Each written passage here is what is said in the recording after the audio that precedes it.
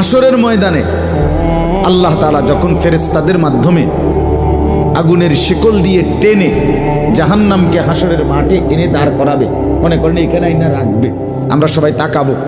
এরকম হাসরের মাঠে যখন জাহান্নামকে আনা হবে, এই জাহান্নামের দিকে এক নজর তাকাইয়া হাসরের ময়দানের সমস্ত নাফরমান পাপী বেঈমান আবারও বলবে আল্লাহর কাছে,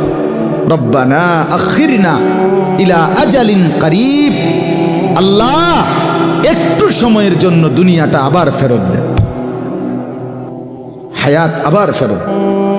সময়গুলো আরেকবার দেন, আরেকটু সময় দেন, নজিব দাওয়াতাক,